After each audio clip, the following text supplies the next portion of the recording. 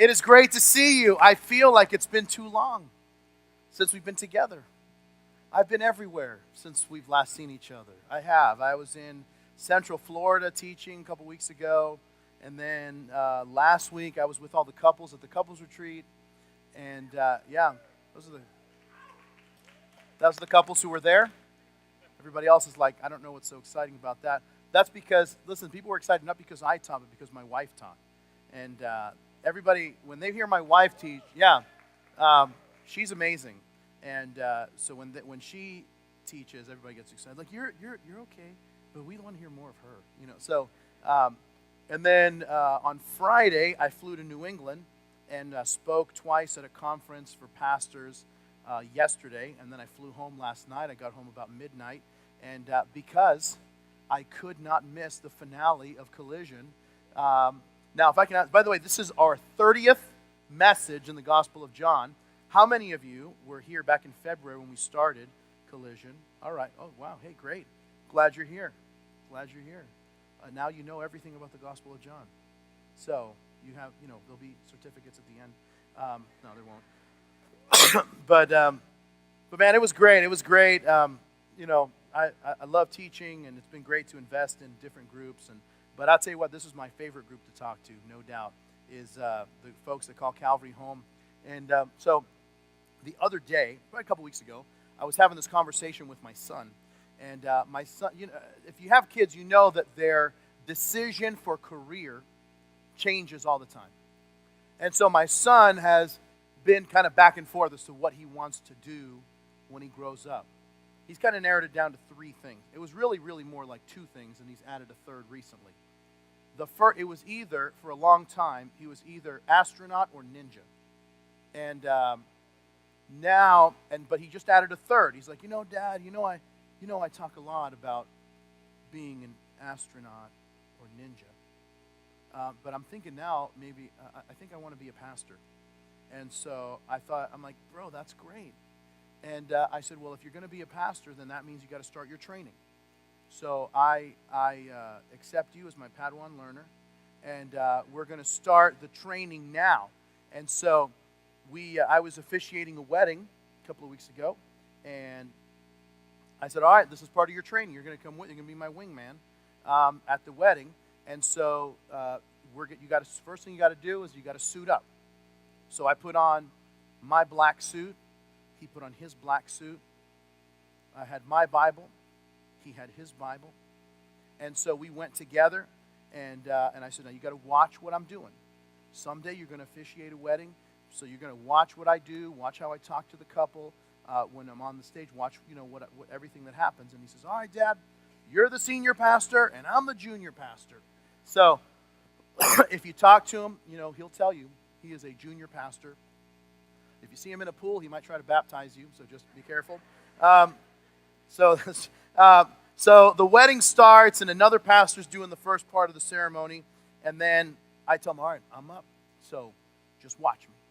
So I walk up, and I'm getting to the front, have my Bible, getting ready. I've got a couple of notes written in my Bible, and so I'm getting ready to speak. And you ever have this moment? There's times that people you kind of feel like people are watching you. I talk all the time, so that doesn't really bother me when I feel like people are watching me. But like when I feel like someone's invading my personal space, that's kind of what freaks me out. I don't ever have that. But I've had that feeling like someone's invading my personal space. And so I look around, but I didn't see anything. So I just kind of stood there. I was waiting for the pastor to get done, but I still had that feeling. And then I felt something on my leg, and I look, it's my son. He's standing up in the front with me.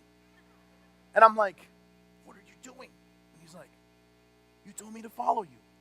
I'm like, no, I told you to watch me. He says, I'm watching you from here. And I'm like, bro, you got to sit down.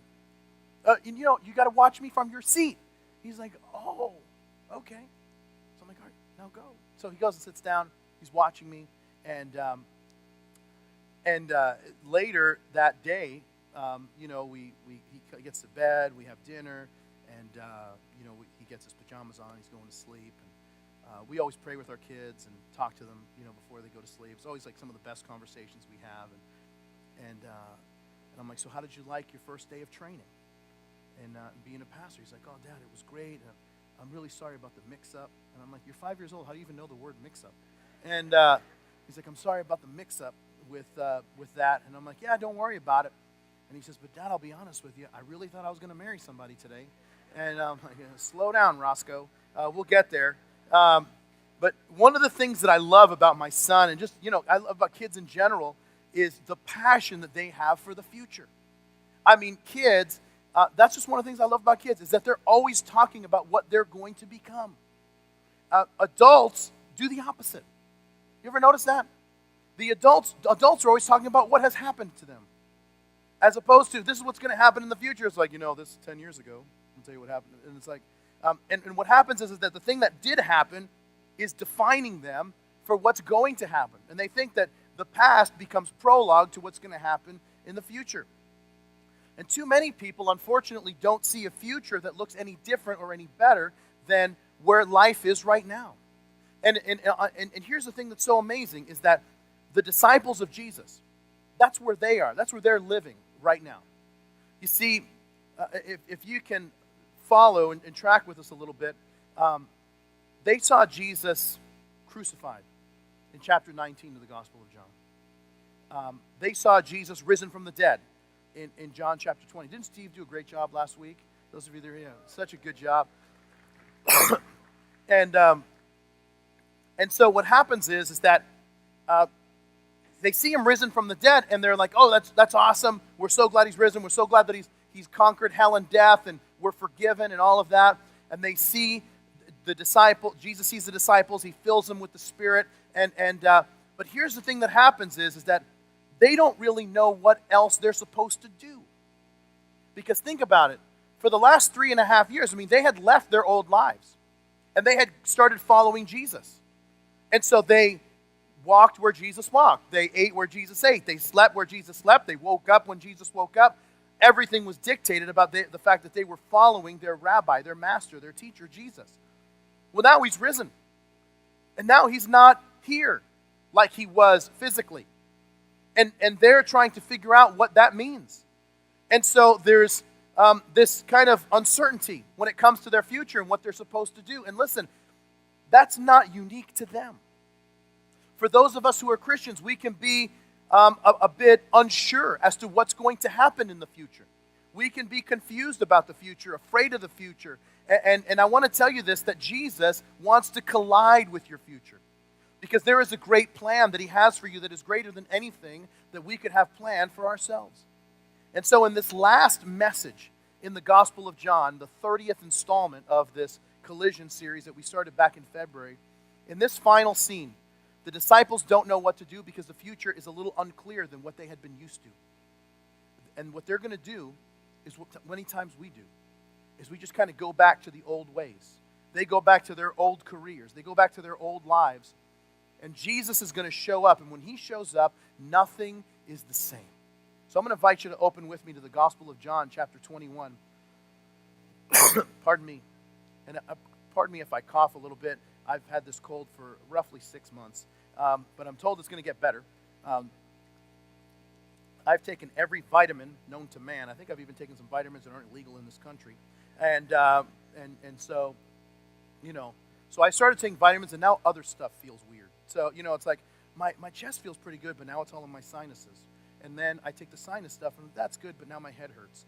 And now my head feels better, but now I feel like there's a bubble inside my ears. So I'm figuring if I take more vitamins, I might grow hair by the time this is all over. So, I'm just hoping. I'm just hoping things are going to change for the better. So, so what's going to happen is this. Jesus is going to show up. And listen, you know this and I know this. If you've walked with God long enough, you know that when Jesus shows up, nothing is ever the same. And that's the very thing that we're going to see here. And I really believe that as true as for the disciples, it's true for you and it's true for me. That Jesus can show up here and that we can leave different than the way that we came in. So let's start in John 21, in verse 1. Here's what we read. It says, after these things, Jesus showed himself again to the disciples at the Sea of Tiberias. And in this way he showed himself, Simon Peter, Thomas called the twin, Nathanael of Cana in Galilee, the sons of Zebedee, and 2 others of his disciples were together. And Simon Peter said to them, I'm going fishing. And they said to him, well, we're going with you also. And they went and immediately got into the boat, and that night they caught nothing. But when the morning had now come, Jesus stood on the shore, yet the disciples did not know that it was Jesus. Yet Jesus said to them, children, do you have any food? And they answered him, no. And he said to them, well, then cast your net on the right side of the boat, and you'll find some. And so they cast, and they were not able to draw it in because of the multitude of fish. Therefore, the disciple whom Jesus loved, that's John, said to Peter, it's the Lord. Now when Simon Peter had heard that it was the Lord, he put on his outer garment, for he had removed it, and he plunged into the sea. But the other disciples came in the little boat, for they were not far from land, about 200 cubits. And they dragged the net with the fish, and as soon as they had come to the land, they saw a fire of coals there, and the fish laid on it, and bread. And Jesus said to him, bring some of the fish which you have just caught. Simon Peter went up and dragged the net to land, full of large fish, 153. And although there were so many, the net was not broken. And Jesus said to them, come and eat breakfast. Yet none of the disciples dared ask him, who are you, knowing it was the Lord. Jesus then came and took bread and gave it to them, and likewise the fish. Now this is the third time Jesus showed himself to his disciples after he was raised from the dead. Now if you pause there and give me your attention, there's three things I want to tell you about the future in our time together from this passage. The first is this, is that my future, your future, our future is better with Jesus. It's better with Jesus. Now here's the thing that's amazing and interesting to me about this scene. The disciples are unsure about the future. Jesus has risen from the dead, and they aren't really sure what that means for them in the day-to-day. They had left everything to follow Jesus, and so now they're just kind of going back to what they know. Peter says, I'm going fishing, and they say, well, I'm going too, because these guys were fishermen. And the best part of this is that these expert fishermen toil all night and don't even catch one fish. Now, I want you to think, because sometimes we can have this idea that it was like one little boat that they were all in. But remember, these guys they left their careers to follow Jesus. These guys had a fishing company. So I don't want you to imagine just one little boat, even though they came in a little boat, but there was probably a couple of other boats that were there and employees and all of that. So this is kind of a bigger operation. And so for them to toil all night and catch nothing is something significant. And then someone calls out from the shore, as we read, and says, children, do you have any food? Now, that term children in the original language is used for boys that are still under instruction. So it's what an older fisherman would call a younger, less experienced fisherman. And so it's like he's saying, boys, have you caught any fish? Proby or whatever, have you caught any fish? Anything, for these guys that are like interns or whatever, have you caught any fish? No, they haven't caught anything. And then they're told, well, why don't you just cast the net on the other side? Now, can I just realize, have you ever been fishing on a boat? You know that casting the net on the other side doesn't really matter, right? Because it doesn't matter to the fish. It's not like they're hiding on one side of the boat, and then they're like, quick, let's go to the other side before he catches on. That's not the way they operate, all right?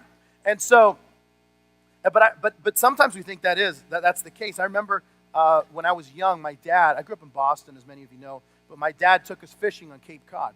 And so there are these piers, and so depending on what rest stop you stopped at, there were all these different fishing piers. Well, we stopped in these different, we stopped at this pier, and so my dad and I and my older brother cast a line, and my brother catches a fish. He's the first one to catch a fish. Not a big fish, but he catches a fish.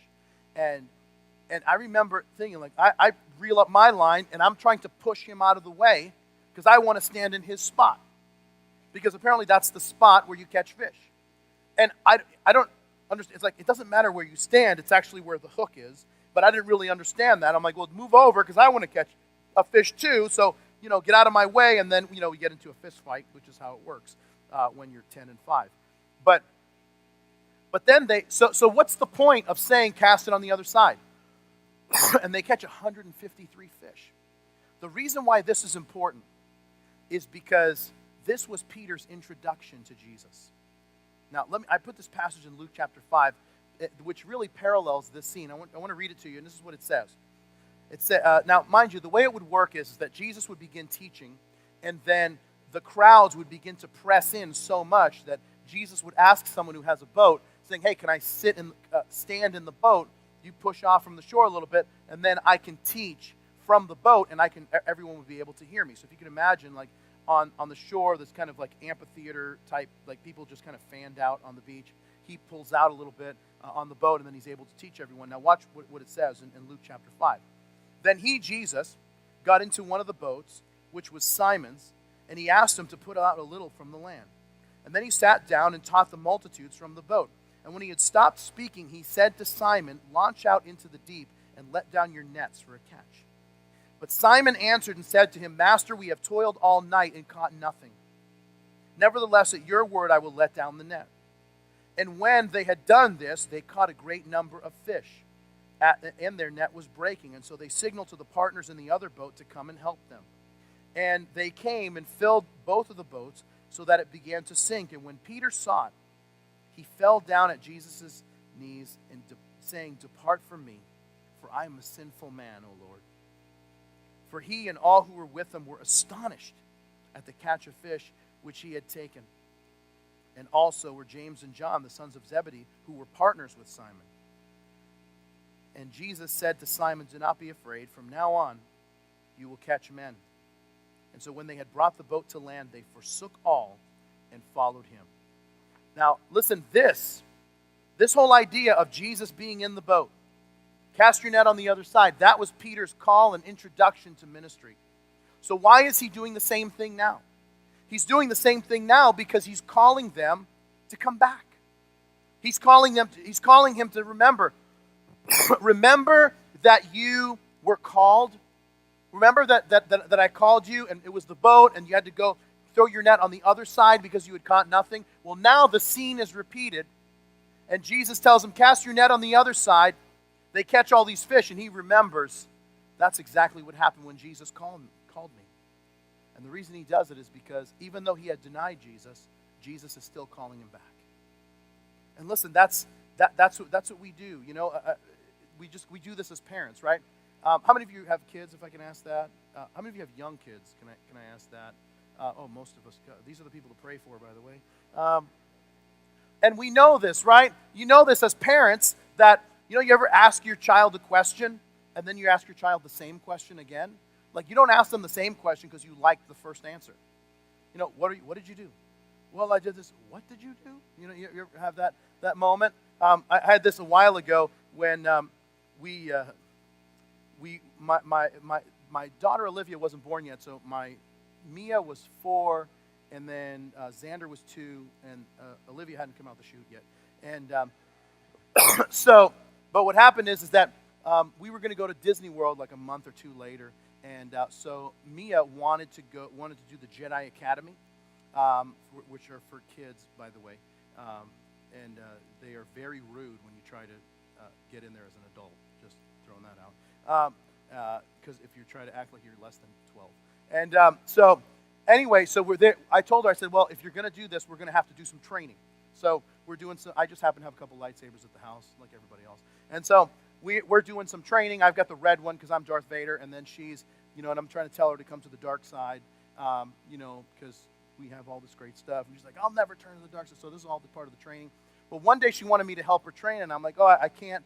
So she decided to have her 2-year-old brother be Darth Vader. And so she's holding that. And then they're playing, and she just whacks him in the face as she tells him, you're a Sith Lord, and I must destroy you. And Xander comes in, and he's 2.5. He doesn't talk much at the time. It took him forever to start talking. And boy, wouldn't those days be great. So anyway, he comes over. He's crying, and I'm like, what happened? And he's like, using the international language, pointing and letting me know. So I'm like, well, Mia, what happened? Well, he was a Sith Lord, and I had to destroy him. And I'm like, what did you do? It was like one of those second-time things, and it's like, no, I just had to. And I'm like, Mia, if you do this again, I'm going to take it away, and you're never going to see the lightsaber again. I mean, we can't do this. And then she says to me, you don't want to do that. You want to let me do whatever I want. And then I had to gently explain to her that Jedi mind tricks don't work on me. And then you ever have this as a parent where your child does something hilarious, but you can't laugh because it's wrong? And then you got to like bring in reinforcement. So that's like when I just tap out. I'm like, Carrie, because because I don't know about, I think in every family there's like the professional parent, and then there's the guy who's just kind of acting. And you know what I mean? He's like trying to make it happen. And like my wife is a professional parent. She always knows the right thing.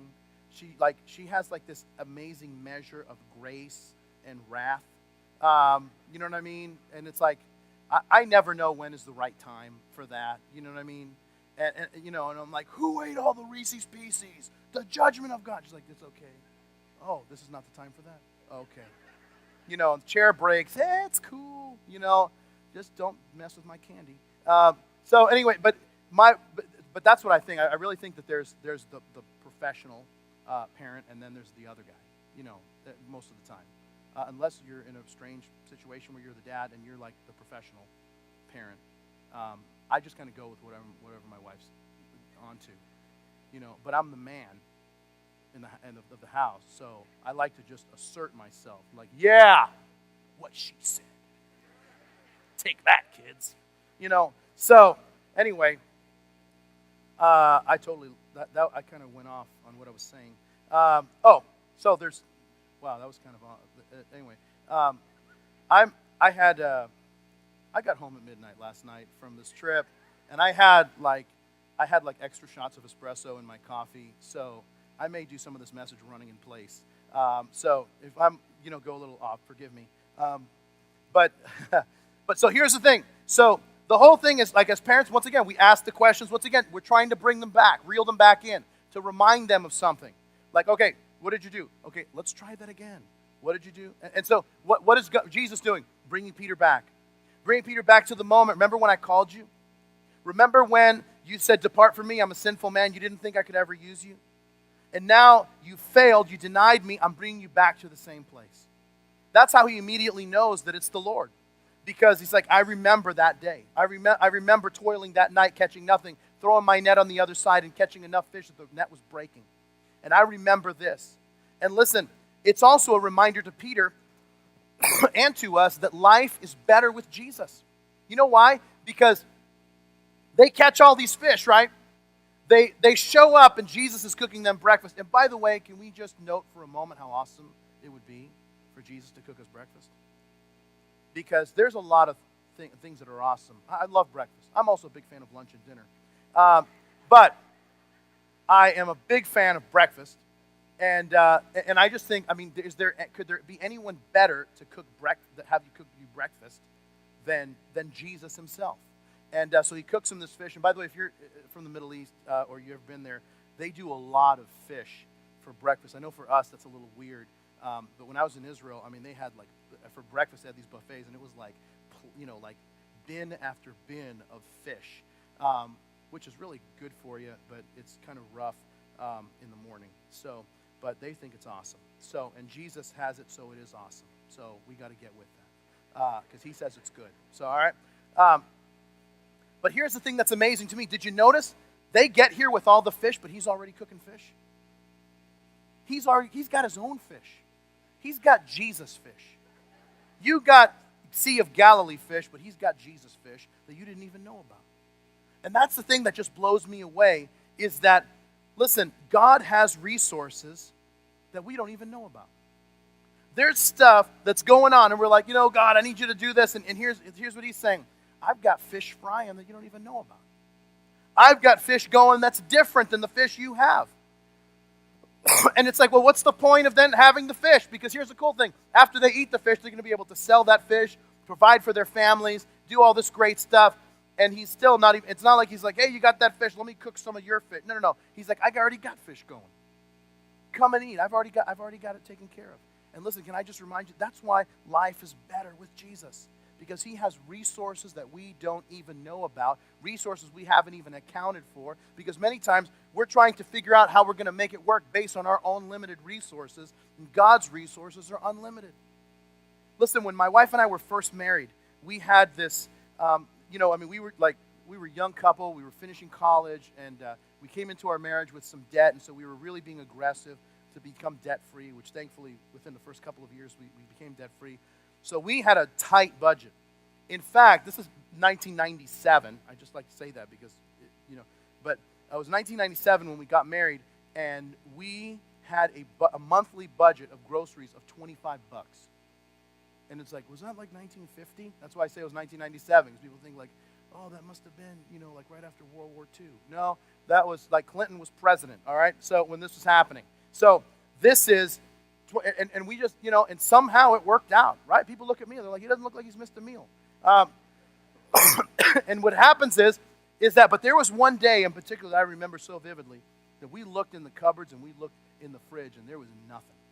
I mean, there was like, literally, it was like a frozen bag of peas and like a can of okra. And listen, no one likes okra.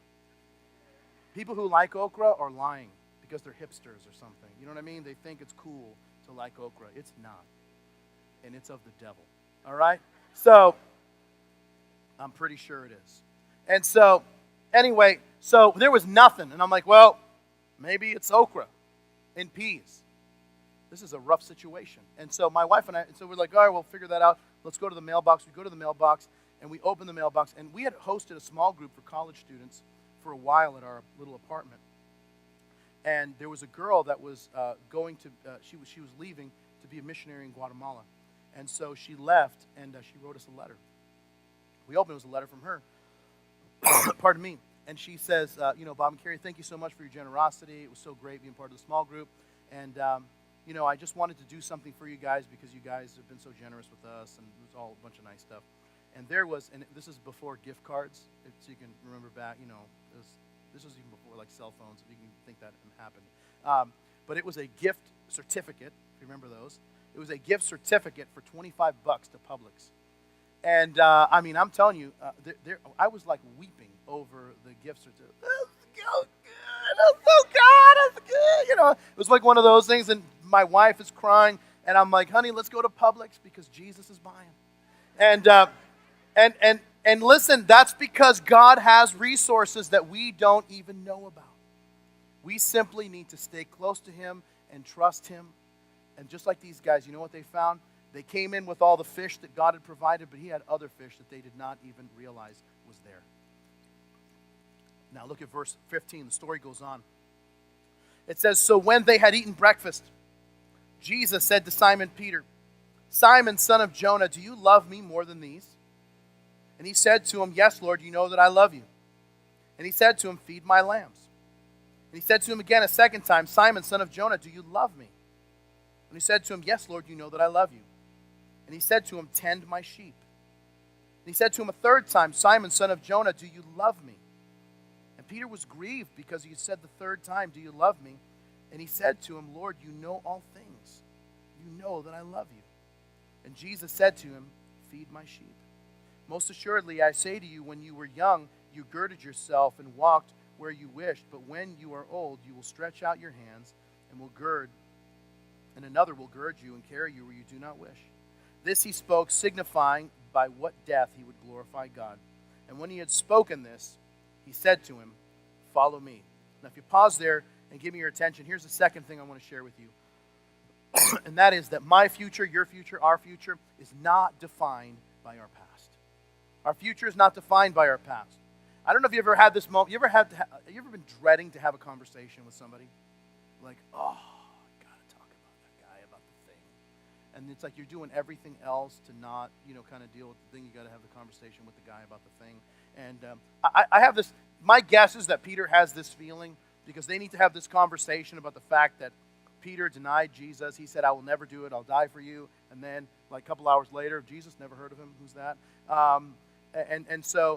So now I want you to imagine, this is not an accident. Peter denies Jesus 3 times. Jesus asks Peter 3 times, do you love me? Now, one of the, English sometimes fails us because this is one of those moments where the original language uncovers some insight that we wouldn't have just by reading it in English. And so, in the past, if you've been at Calvary for a while, we talk about this, about how robust the Greek language is. The Greek language that the New Testament was written in, 32 million words. common English vernacular, 1 million words. So we're really straining to try to capture the, just the robust language that is the Greek language the New Testament was written in. And so that's why even using the word love, like is spoken here, I mean, we use love in a very clumsy manner. Love in Greek is 4 different words for love, depending on which type of love. And so, and that's why, like for us, I mean, I talk about I love my kids, I love the Red Sox, I love Cold Stone. It's like, well, obviously I love my kids more than I love Cold Stone, although I love my kids most when I'm at Cold Stone. But that's another sermon. But the Greek language is so robust that it gives us a few different words. So Jesus and Peter are using 2 different words in their conversation with each other. So Jesus tells Simon, Simon, do you agape me? Agape is an unconditional, sacrificial love that places the object of love above everything else. Peter, do you agape me, put me first, unconditionally, sacrificially love me? Peter responds, Lord, you know I phileo you. Phileo is a different kind of love. Phileo is where we get our word Philadelphia, the city of brotherly love. It's like I have affection for you. It's also we get our word phileo fish from that.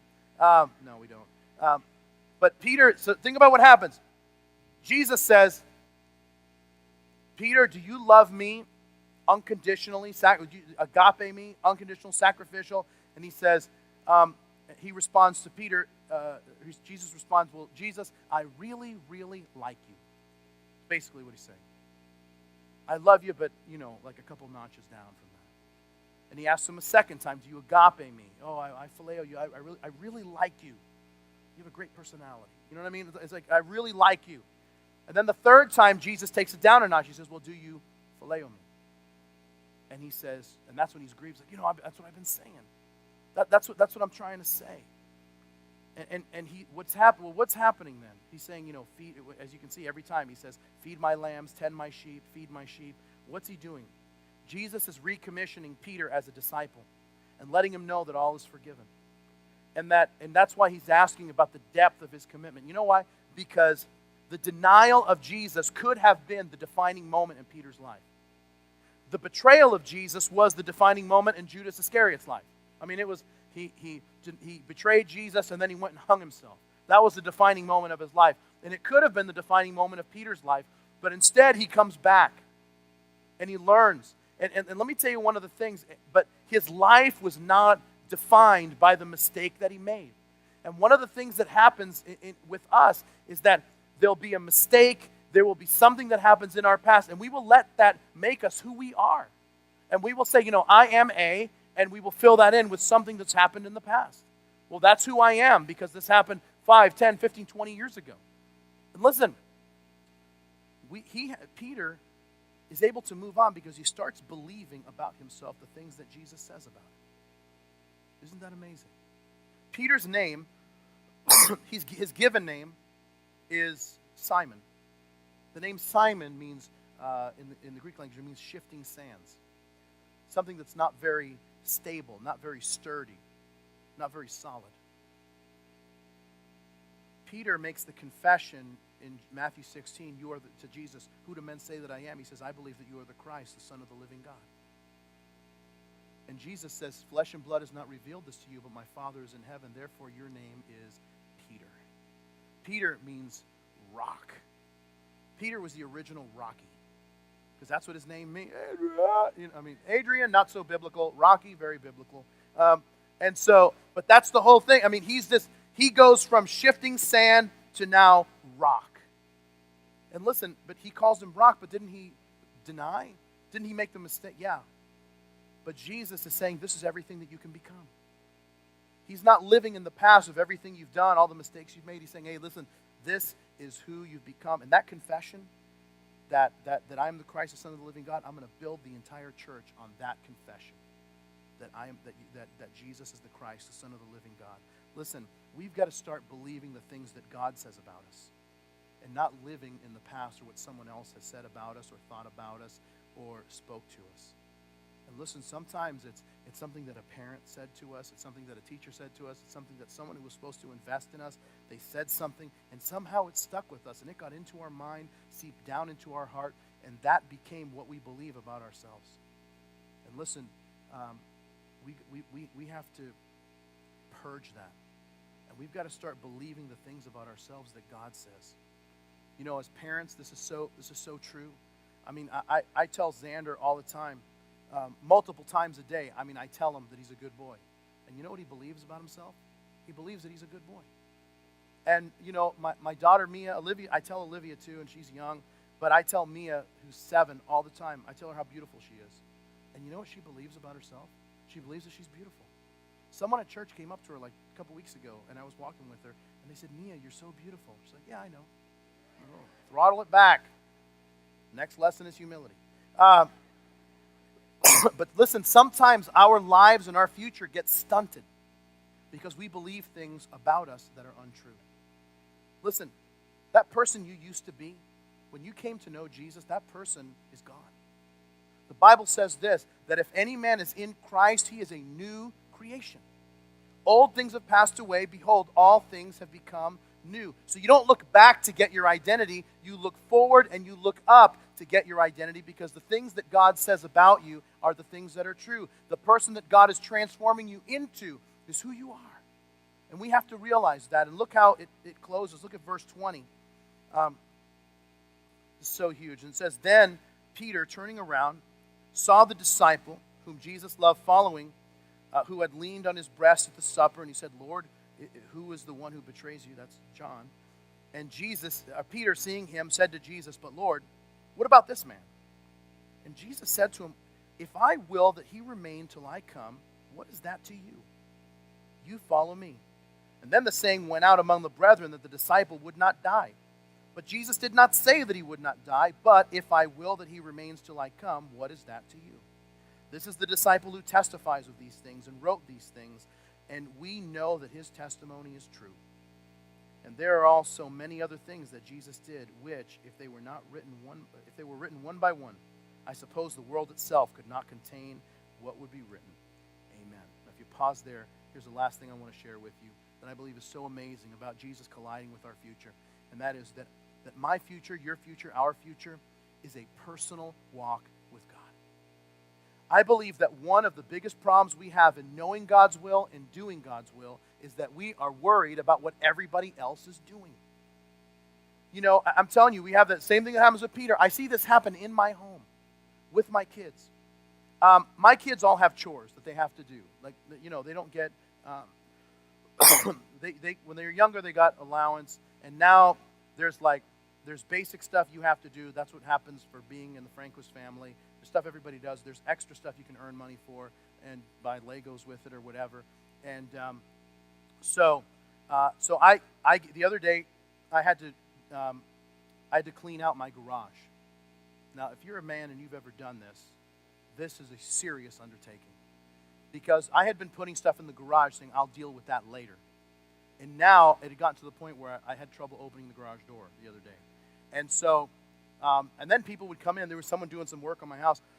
And they're like, hey, I'll just come in through the garage. I'm like, no, I can't have you do that. I'm conducting an experiment, and it cannot be disturbed.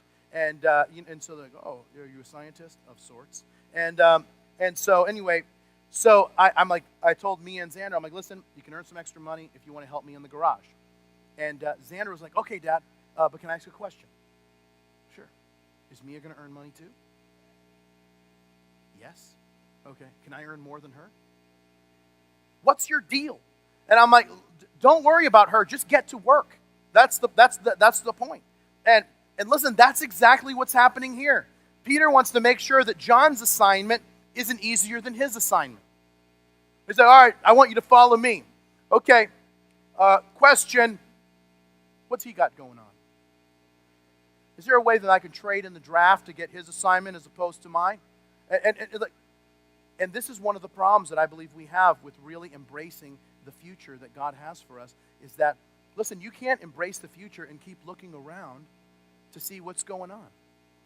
Listen, I know I bring up my kids a few times, but this happened not that long ago where with the kids, they were swimming. You know, sometimes we go swimming, and so we're at one end of the pool, and we're going to swim, and it's Mia, Xander, and me. And what I'll do is I'll give Mia gets, like 5-second start. Xander gets a 10-second start, and then I'll go last. But the thing that happens is, Mia is like an Olympic swimmer. She's a better swimmer than I am, and which isn't saying a lot, but still. So she's this great swimmer. But Xander, he's trying to do everything based on where everybody else is because he's so competitive. And so I'm like, all right, go. And then he starts going, and then he stops and he looks around. Where's Mia? I'm like, forget about her. Just keep swimming. All right. Oh yeah. Where am I? Am I winning? And it's like, and then he starts, because you know what happens? This is a weird thing that happens in the water when you stop swimming. You sink to the bottom, especially when you're 3 feet tall. You just sink to the bottom, and so he's going all the way, and I'm like, come on, and then he's like, oh, did I win? And I'm like, you know what the big problem that you have, buddy, is you got to stop worrying about where everybody else is and just swim as hard as you can. And listen, that's the very thing that I think happens with us many times, is that we just get caught up in, well, man, I really want to walk with God, but what are they doing? I'm very interested in that. And Jesus, hey, I want you to go over here. I'm going to get to that. What's going on here? And it's like, and this is the big thing that happens. And this is, you kind of learn this when you're a musician. You have to play your part. Because if you're a musician, you're playing your part, especially if it's a harmony or something, and you start listening to the other part, you start messing up. Because what happened? You're not paying attention to your part. Everything comes together in a great crescendo, and it sounds great when everybody's doing their part. But you know what happens many times? Is sometimes we just don't want to embrace what God has for us, and some of it is just pride. And that's why I love what I have this passage in Romans 12. He says, to not cherish exaggerated ideas of yourself, but have a sane estimation of your capabilities. Right? So, and here's what can happen, is that sometimes what pride does is it tries to put down other people so that we feel better about ourselves. And then, or we'll do the other thing. You ever have this, where someone will just like, they'll have like this false humility. They'll be like, hey, you did such a good job. Oh, I stink. I wasn't good. I'm the worst. No, you were awesome. It was so good. That thing was great. No. It was terrible. But tell me more about this awesomeness. And it's like, that's not humility. I mean, that's called fishing for a compliment. I mean, it's something very different. And you know what I think happens is, is that when we live with this desire that I live for an audience of one, I live to please God. I want to walk with Him. I want to do the thing that He's asked me to do. All the other voices, all the other stuff begins to fade in the light of the fact that I'm more interested in His voice than I am in everybody else's voice. And when I'm doing what God has called me to do, I'm not going to criticize what everybody else is doing. That's one of the marks of maturity, is you're doing what God's called you to do. And when you're doing what God's called you to do, you don't have a lot of time to criticize what everybody else is doing. People who criticize what everybody else is doing aren't doing what God's called them to do. Unless they're saying, well, God's called me to criticize. And that's another thing, because then they just have problems. But the interesting thing is, and let me say this. This is, I think, an important point. For the children of Israel, God instituted a thing called the Sabbath. And the Sabbath was a day off. Now, think about this. The children of Israel had been slaves in Egypt. And if you read history, you know what you'll find? This is just, to me, the most amazing thing. No one had ever thought of the idea of taking a day off every week. It had never even come into the minds of human beings that, you know what we should do is have a day off every week. Just to do whatever. Nobody had ever thought of that. The children of Israel had been slaves in Egypt, and their worth and value was based on how many bricks you can make. God rescues them from slavery, takes them to the land of promise, and here's what He says. I want you to work 6 days and then take a day off. Why? Because your worth and value is not based on how much you can do. You have worth and value based on the fact that I love you, and I rescued you, and I took you out of slavery and brought you unto myself with an outstretched arm, that you might be my people, He'd say. And so now every time we take the day off, we would remember that there would be this understanding that I am loved, not based on what I do. And can I be better than the other guy, and that's how I'm going to have value? No. You have value because he redeemed you. As Christians, we have value because, listen, Jesus redeemed us. That's why the Bible says that he is our Sabbath. And so what happens is, we saw this last week when we were at the couples retreat. There's so many fascinating things that happen at hotels. Like we were doing this couples retreat, and so they have the second floor of the hotel is all their conference space. And so one end of the conference space is us doing our retreat for Christian married couples. On the other end of the retreat was this Jewish speed dating group, which I wouldn't have believed them if people came back. There was a Jewish speed dating group. I'm like, that sounds made up. But I was there, and it was true. Well, Friday night we were down there, and then we were on our way back to our room, my wife and I. And so we get on the elevator, and one of the things that I didn't realize is because it's a Jewish speed dating group, they would have to designate one elevator as a Sabbath elevator. Now, if you don't know what a Sabbath elevator is, for the Jewish people, on the Sabbath, to actually push the button for the floor that you're on is considered work because you're bearing a burden. So you can't bear a burden on the Sabbath. So most hotels that have some Jewish population in the hotel, they will designate one elevator as a Sabbath elevator that will stop on every floor. And so the guys were getting, they're on it stops at every single floor. So my wife and I are on the elevator. There's like two other people there, and then all these people get in, and they know that because they got to get on that. And you know how there's like you get on an elevator and you're like, okay, it's kind of full. I'll just wait for the next one. Well, because it's going up every floor and down every floor, it's going to take like half an hour. So they just crammed in. So my wife and I are kind of towards the back.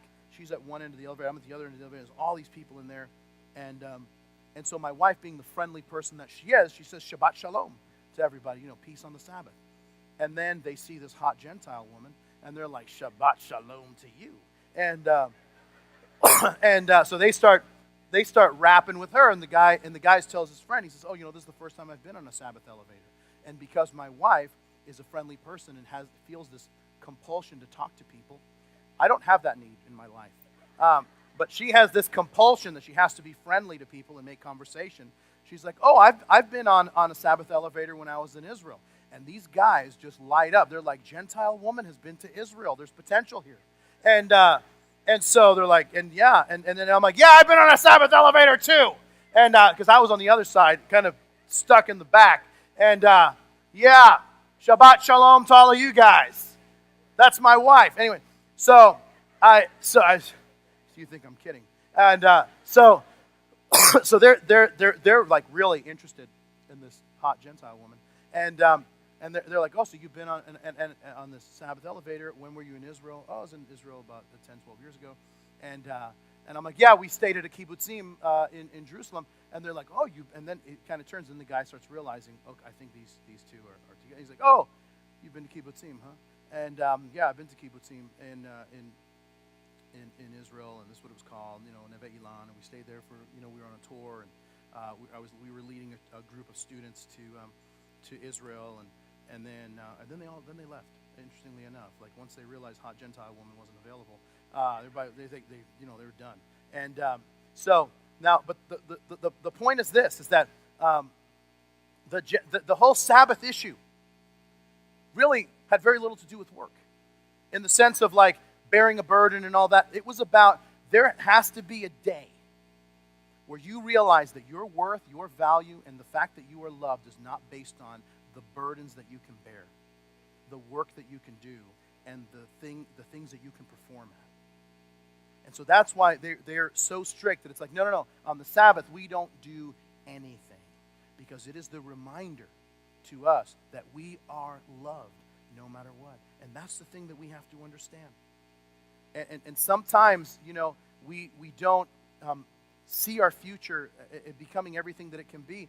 And it's because, listen, we've got to do what God has called us to do and not worry about everybody else. Because sometimes we can look at the other work that someone else is doing and saying, well, if I do better than that, then that's how I have worth or value. And now we're missing the whole point. it's like if I can just push enough buttons, then that'll show that I have worth or value. No. Maybe there's a season that I've just got to do what God has called me to do. And that's it. I do what God's called me to do, and then everything else begins to fade away. I'm going to invite the band to come out. And I just want to share one other thing before we close. And that's this whole idea of that my future is a personal walk with God. And when we can embrace the personal walk that we have with God, when we can embrace it, when we can walk in it and celebrate it, that, hey, you know what God calls me to do might look different than what God calls you to do, and that's okay. It's all right. Because we're following Him. We're doing what He's called us to do, what He's asking us to do. And listen, for some of us, that sounds really good. But we've been living our lives for so long based on what everybody else thinks we should do, what everybody else says we should do, what everybody else believes about us. And can I just tell you this, that today God wants to set you free from all that? From the pressure of having to perform for other people. What He wants you to do is to walk with Him, to do what He's called you to do, to live for an audience of one. And I know that the idea of walking with God and all that it sounds so good, but many times we don't know how to do that. That's why the Bible says in the book of Revelation that Jesus stands at the door and knocks. He's this gentleman who stands at the door. He doesn't barge in. He doesn't force his way onto you. No, He's standing at the door and He's knocking. And He's giving us the opportunity to be able to open the door and to invite Him in. He's giving us the opportunity to be loved and forgiven by God, to understand that our worth and value is not based on what we can do. Instead, it's based on what He has done. You see, nobody earns heaven. Nobody earns forgiveness. Nobody says, oh, but I've done so much good. No. Jesus did it all. And that's where we can simply rest and know that our worth, our value is not found in anything that we can do. It's found in everything that He has done because we are loved and valued by Him. So how does that work? The way it works is that we can get off the treadmill of trying to impress everybody, of trying to appease everybody, of trying to figure out, well, I got to make everybody happy so that I feel like I'm valued and loved. And no, we can get off of that. And we can simply embrace the fact that He loves us. Not because of anything that we've done, but simply because He is love, because He died for us, and because He wants to transform our lives. And so listen, I believe there's maybe a couple of us here. There's some of us here, and let me tell you where you might be. You might be in a spot where you say, the idea of walking with God sounds great. The idea of being forgiven by God sounds amazing, but I'm not sure how that happens. And here's how it happens. It happens by simply opening your heart. The Bible says that if you confess with your mouth Jesus is Lord, believe in your heart that God raised Him from the dead, you'll be saved. And so I want to give you that opportunity as we close. And there's another group of us that you're a Christian, but we've been living for the approval of everybody else. And listen, today is the day for us that we can just simply tune out all the other voices and turn up His voice to say, God, here's what I want. I want to do what You want me to do and nothing else. That's what's important to me. That's what I want to do. That's what I'm living for. And today is the day that I'm going to stop living for everybody else. I'm going to stop doing all the stuff that everybody else thinks, and I'm just going to do what You want me to do. That's what I want to do. How does that work? It's a decision that you make. It's that decision that opens the door, and Jesus comes in. And you decide, you know what? I'm not here to please everybody. I'm here to please one. I'm here to please God. So I'm going to invite everyone to stand, if you would. And in a moment, the band is going to begin to play. And as they do, here's what I'm going to invite you to do. I'm going to invite you to literally take a stand and say, this is the day that I'm going to leave different than the way I came in. And what I want to do as we close is I want to pray for you. So as the band begins to sing, I'm going to invite you, you're already standing, to take a few steps forward and meet me here at the base of this stage. And what we're going to do is we're going to pray together and call out to God. And as you take a step in His direction. The Bible says that if you draw near to Him, He'll draw near to you. You see, it's the opening of the door that says, Jesus, I'm inviting you to come in. I'm not living for what everybody else thinks. I'm living for you. For some of us, that's making a decision and saying, hey, I want to be forgiven by Him. I want to walk with God. I want to become a Christian. For some of us, you're already a believer and you're saying, you know what? I'm a believer, but I've been living for somebody else, for something else, for the approval of others. And from now, starting now, I'm living for His approval. I want to walk with Him. I want Him to lead me, guide me, and direct me. He wants to do that in your life. So if you're ready, now's the time. The band's going to begin to sing. You meet me here. And we're going to watch God do a great work in your life as you leave different than the way that you came in. So George, lead us.